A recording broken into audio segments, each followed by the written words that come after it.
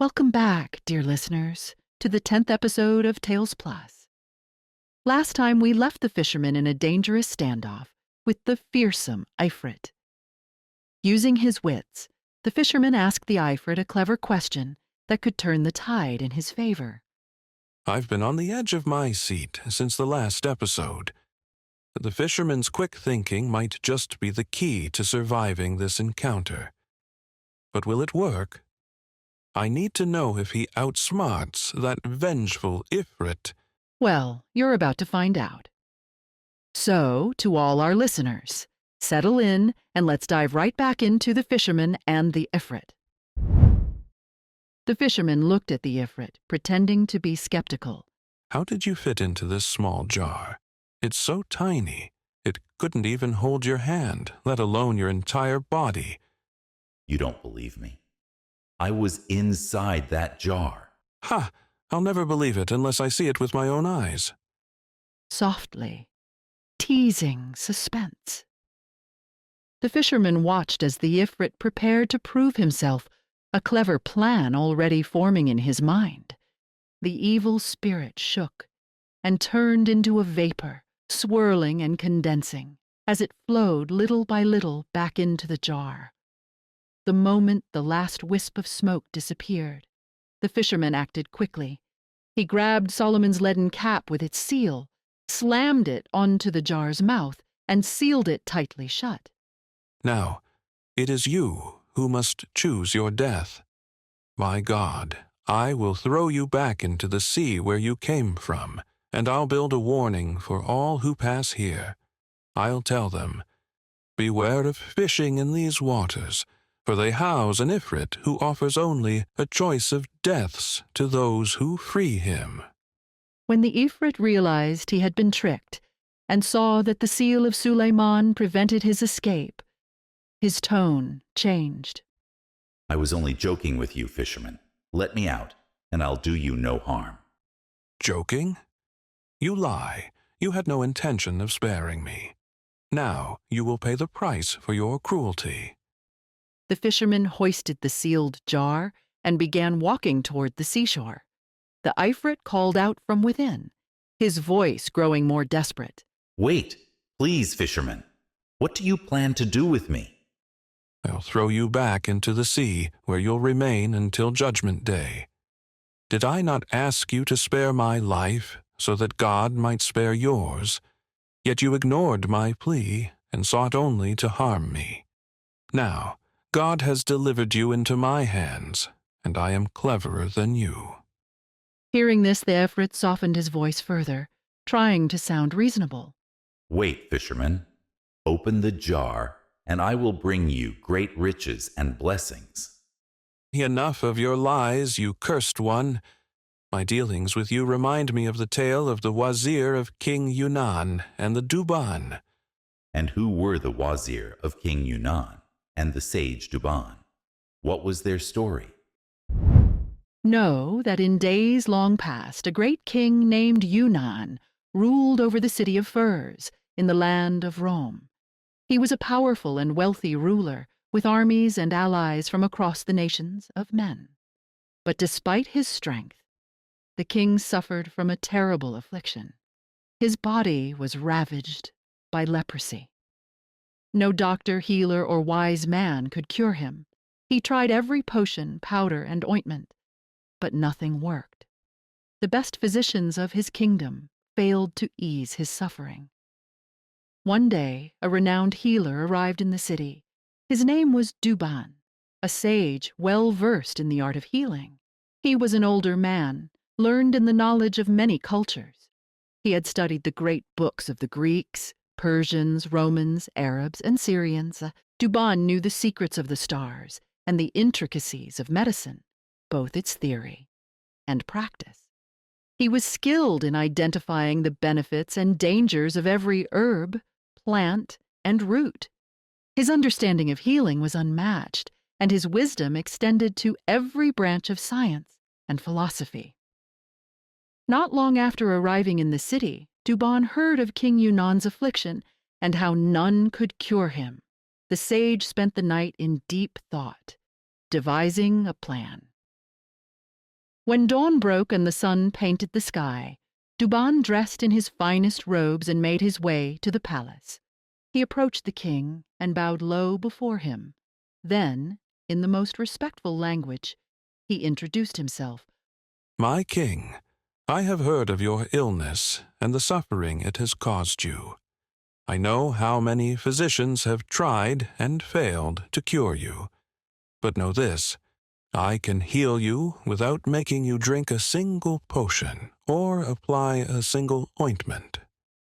When King Yunnan heard the sage Duban's confident words, he was filled with surprise and curiosity. How will you do this? By God, if you truly cure me, I will reward you so richly that your descendants will benefit for generations. I will give you all the gifts you desire, and you shall be my companion and my trusted friend. The king, impressed by Duban's confidence, honored him with fine robes and treated him with the utmost grace. Can you really cure me of this illness without medicine or ointments? Yes, my king, I can heal you without the pains and discomfort of medicine. The king, marveling at Duban's bold claim, pressed him further. When will this cure happen? How long will it take? Hurry, I am eager to be well again. I hear and obey. Your treatment will begin tomorrow. With that, Duban left the king's presence. He rented a house in the city to store his books, scrolls, medicines, and tools. There, he worked tirelessly, selecting the finest ingredients and crafting his cure with great skill. Duban's solution was as clever as it was unusual. He hollowed out a bat, leaving space inside, and attached a handle to the outside. He then crafted a ball to accompany it, both items prepared with masterful precision. The next morning, with everything ready, Duban returned to the palace and said, My king, ride with me to the parade ground today, and we shall play a game of Paul and Mall. And so the sage's unusual treatment was set to begin. Would his plan succeed? King Yunnan rode out to the parade ground accompanied by his entourage of emirs, chamberlains, wazirs, and noblemen. As he prepared to begin, the sage Duban approached him, holding the bat in his hands. Take this bat, my king, and grip it firmly as I do, just like this. Now ride out to the field, and leaning over your horse, strike the ball with all your strength. Keep at it until your palm becomes moist and your body begins to sweat. The medicine will seep through your skin and spread throughout your body. When you're done, return to the palace immediately. Enter the bathroom, wash yourself, and rest. By morning, you shall be healed. Peace be with you. The king, eager to be cured, took the bat from Duban and mounted his horse. With a firm grip, he struck the ball and galloped after it, chasing it across the plain. He repeated this over and over, gripping the bat tightly and hitting the ball with all his might. As the sage had instructed, he continued until his palm grew moist and sweat covered his body. Duban observed closely, knowing the medicine had taken effect. He urged the king to return to the palace and head straight for the bathroom. King Yunnan wasted no time. He returned to the palace, ordered the bath to be prepared without delay, and entered the bathroom. The maids hurried to clear the way, spread the carpets, and prepare fresh clothes for him. Inside the bath, the king washed himself, letting the medicine do its work. Feeling refreshed, he dressed in clean robes and returned to his palace, where he lay down and drifted into a deep sleep, his body already beginning to heal. As for the sage Duban, he returned to his home and rested. When the morning light broke, he made his way back to the palace to seek an audience with the king. The next morning, the king summoned the sage Duban to the palace. When the sage was admitted, he approached with great reverence, bowing low before the king. King Yunnan rose quickly to his feet. Overcome with gratitude, he embraced the sage warmly. The The king, his heart full of joy, seated Duban beside him and ordered that he be dressed in the finest robes. You see, when the king had left the bath earlier, he had looked at his body and found no trace of leprosy. His skin was as smooth and clean as polished silver. Overwhelmed with happiness, the king's chest swelled with delight, and his spirits soared. Later that day, the king entered his audience hall, taking his place on the throne of his kingship.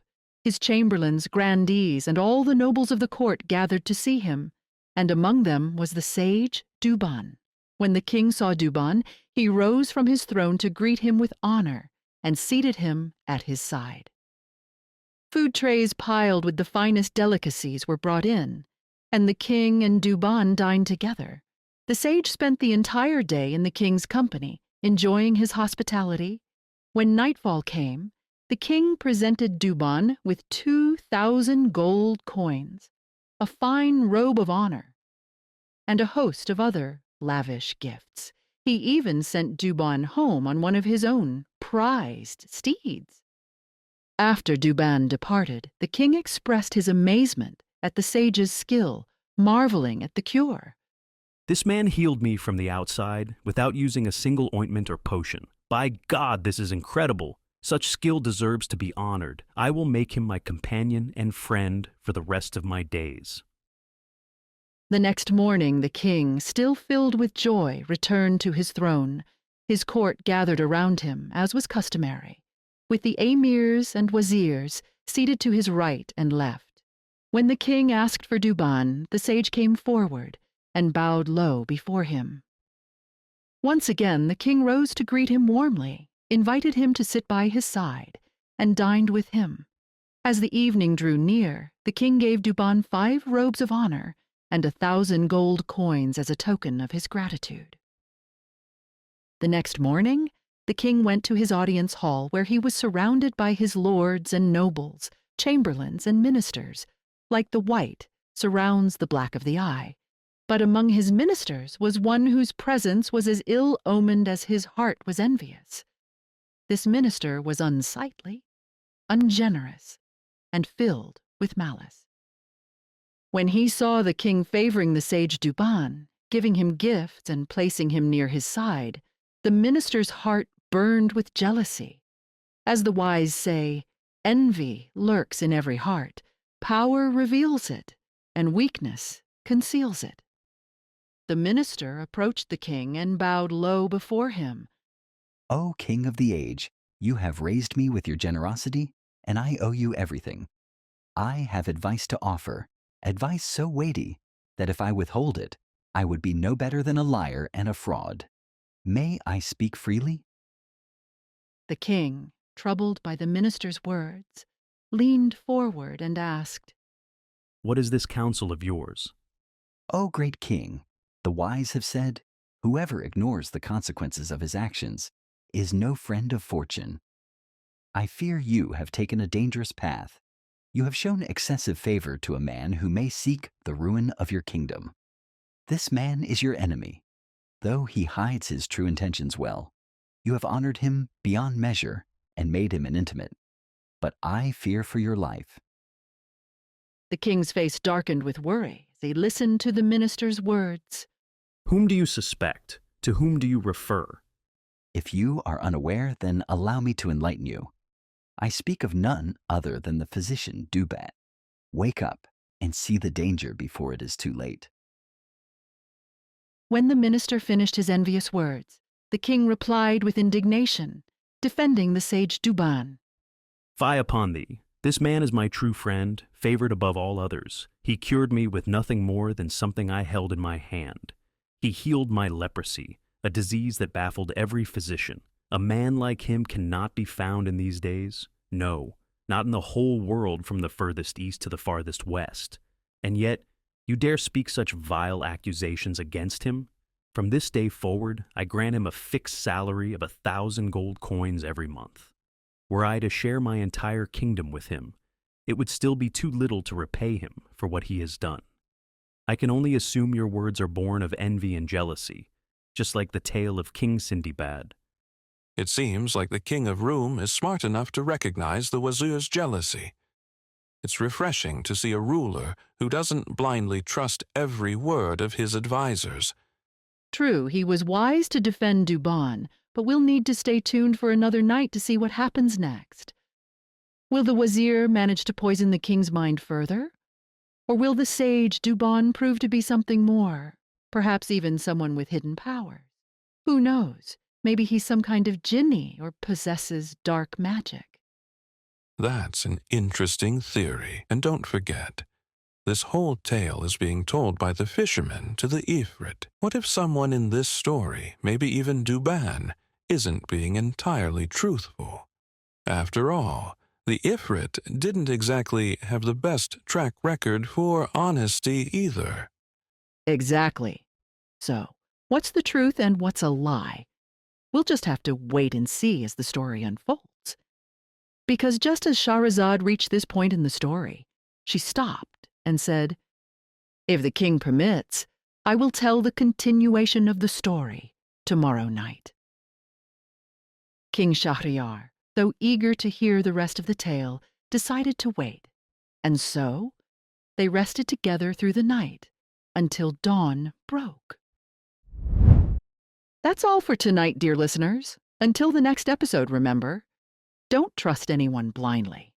And if someone asks for your trust, send them this episode as a reminder. And don't forget to subscribe and follow Tales Plus so you won't miss what happens next in this incredible story. Share the adventure with your friends and let them join the fun too. Stay safe, stay curious, and we'll see you next time.